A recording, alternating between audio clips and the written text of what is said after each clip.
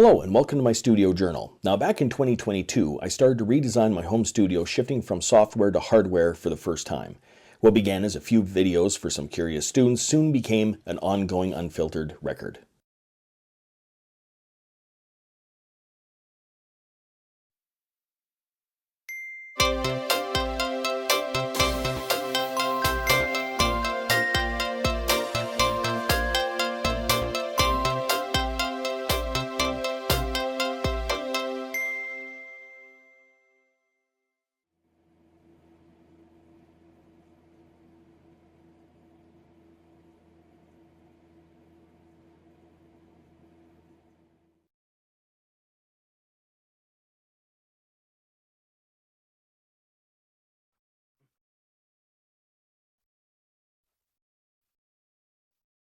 Pretty obvious that this whole thing is a great big mess back here with cables. Part of the reason is when I set this thing up originally, all I could get, because I wasn't buying stuff off Amazon like I probably should have been, all I had was the local stores cables for this, and every one of them was 6 feet, and I don't need 6 feet to go from one side of the rack to the next. So this whole thing is going to have to be redone. So right now I'm going to take it all apart, just test out where the mixer is, because if I do get another mixer, I'm going to have to start over again anyhow in many ways. So, all right, well, here we go.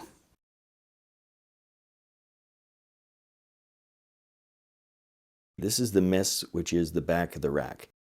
Now, there's so many of these cords that are 6 feet long that are no good and can't be used, or just make such a mess like this. And I was wondering, what am I going to do with that 3-foot snake that I used to use for the mixer that was up here? Well, I know that some of these have 1/4-inch outs, which means I can use those to go back and forth into the patch bay. So that actually helps me out. It'll get rid of some of this. Now, some of them are XRL, so that's not going to work. But anyhow, for the ones that are TRS 1/4-inch, that shouldn't be a problem.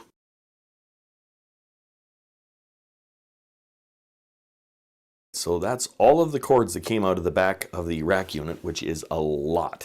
Now going over to the actual rack itself, this is what it looks like now. So it's very, very clean back here. That's because nothing's plugged in. I thought this was going to be a lot easier than what it is, but I guess the next thing I have to do is actually hook up the mixer. And then I also have to make sure the audio interface is connected in. This is a lot more work than what I thought was just going to be to test.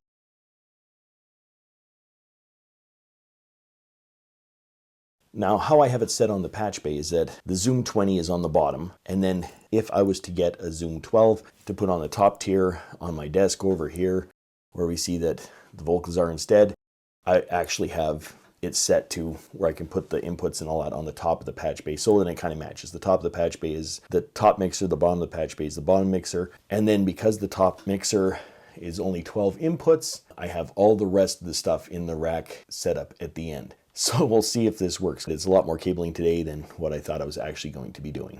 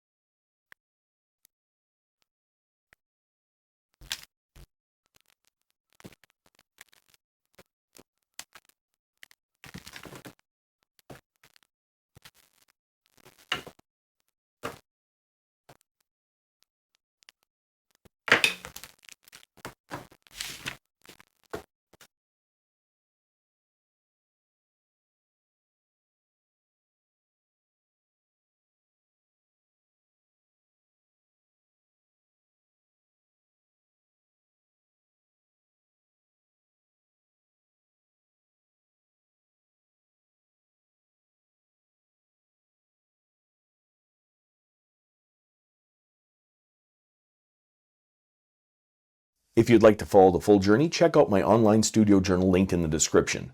Until next time, I'm just a music teacher having fun. Catch you on the next one.